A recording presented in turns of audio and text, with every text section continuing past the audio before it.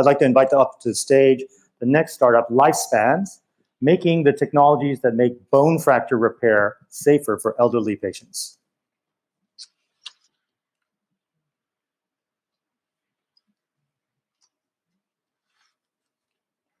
Hello, everyone. I'm Erica, the Chief Scientific Officer of Lifespans, and our mission is to create world-leading orthopedic implants that improve the quality of life for elderly patients.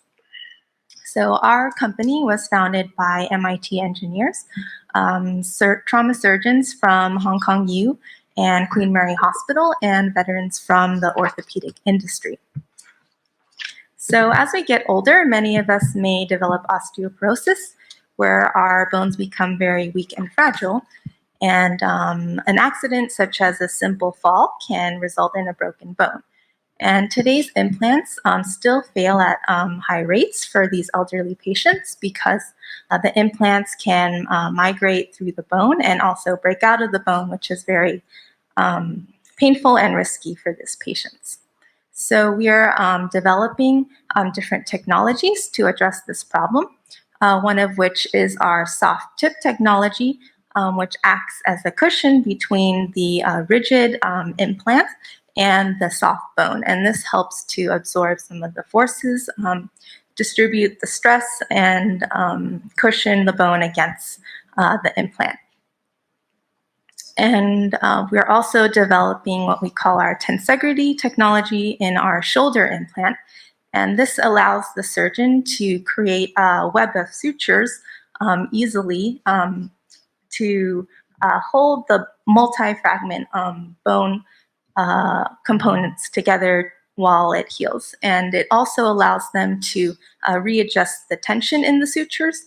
And both of these are actually very difficult with current existing technologies. So during implant development, we found that the whole cycle from design to prototyping to testing is quite long. And so actually we invented the first accurate way to simulate the cracking and crushing of bone. And this has allowed to do virtual implant testing. And we have already launched this at some conferences in the US, and 4 of the top orthopedic companies are working with us to do virtual implant testing.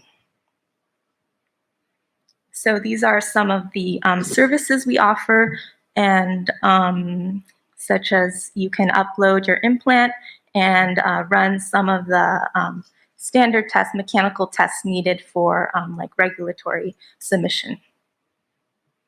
So we have several products in our portfolio, some are which are targeting for FDA 510K submission by the end of this year.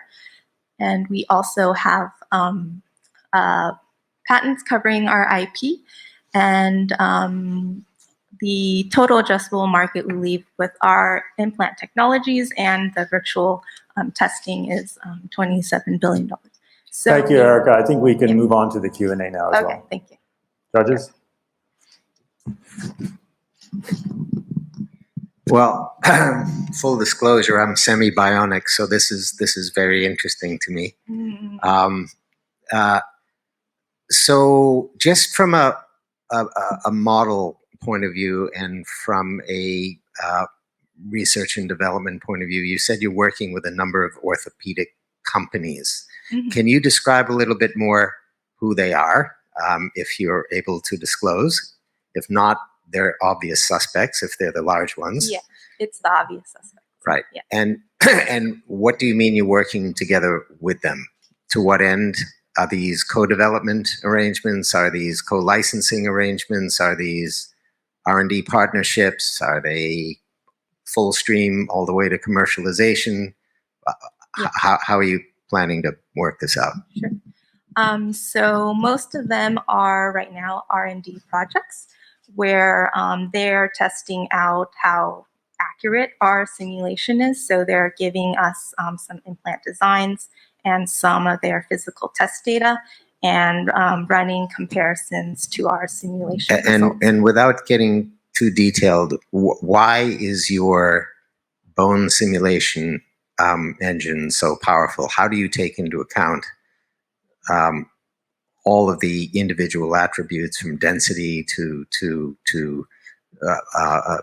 bone configuration to anatomy to the whole thing? Yeah. So right now we are taking CT scans of real bone and also a bone substitute material. It's a standardized material which is commonly used for testing implants because bone is, there's a lot of variation. So doing head-to-head testing, you often use this, it's called sawbones material. Yeah. But sorry, can I just push this a little bit? Okay. CT scanning for joint replacement is standard. So what is beyond standard here for planning purposes? Yeah.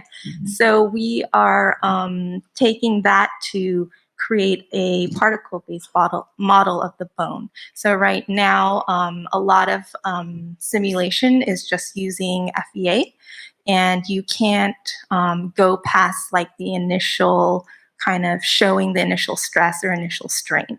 So if you wanted to crush the bone or break the bone or see the implant move through the bone, you can't really do that with FEA. And our simulation, we actually have a video, I don't know if it'll play, but we can see so you can see actually the bone past the initial stress and strain. So you can actually really like model how an implant might move in bone or how bone might get crushed or compacted by an implant. Can you talk about the monetization model? Is it like a one-off? You buy the software and then you stay with it, or like how are you charging for this? So for the simulation, do we have this? So we are actually trying to make a standardized web interface where you would upload the different implant designs that you want to test, and then based on different kind of standardized tests that are common in our industry and are used very frequently for regulatory submissions and which we have validated internally, you can pick which tests you want. And so it's kind of like just as you would take your physical implants and send them to the testing lab, this you can, because the price should be cheaper than the testing lab, you're able to actually test more of your designs ahead of time before maybe doing some physical tests to get some insight. But just following that question, is it a per use? Is it a license? Is it a service bureau? I don't understand how it works. Right now, we haven't licensed it out yet. Right now, our team is the one who is running the simulation. So we work with the customer to... And you charge a flat fee, or how does it work? Yeah, we either by test, or if it's a bigger project which requires more customization, then it could be like project-based fees. But for standard test, we just have a set price list, like a testing lab. Sorry, you said you're cheaper. So someone ships you a product and you go test it and you send the results. Is that how, and why are you cheaper than the existing service providers? This is, for this implant simulator, it's virtual. So they don't send us any actual implants. But just because, you know, the whole making a prototype or making the actual implant for testing, that costs a lot. And also the test from the testing lab also costs a lot. But since this is virtual and we have, if the test is a standardized test where we have already validated and we can just plug in different implant models, then we have some cost savings there.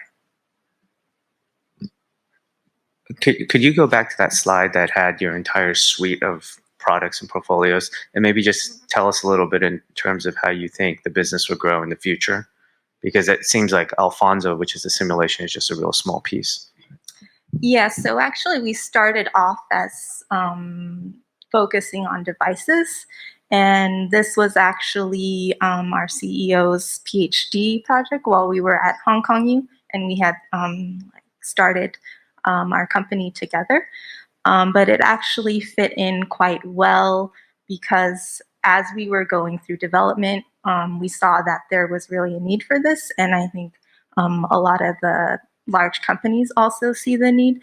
So we have our three different, one is the tip, one is this suturing technology, and one is a special thread design, which also helps to redistribute the stress in the bone. So we can actually apply these different technologies to different implants, but we're first focusing on hip and shoulder right now.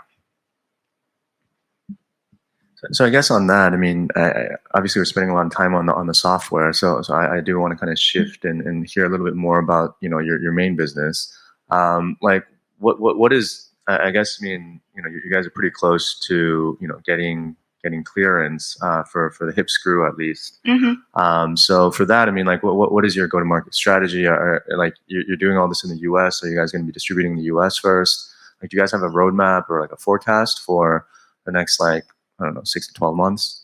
Yeah, so we are focusing on US 510K just because recent changes in EU and with CE requiring more clinical data.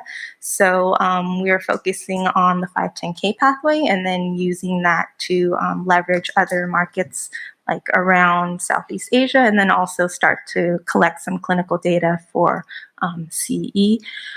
So yeah, our hip screw, the soft tip, is in the final stages of the testing needed for regulatory.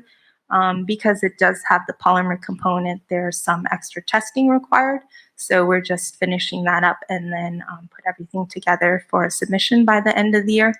And the shoulder nail is also we're finalizing some of the instrument design because the suturing is through, you know, like the sleeve, so it's minimally invasive, and it's just the instruments are a big part of also what surgeons like to use your device. So we're really focusing on making the whole procedure streamlined and easy to use.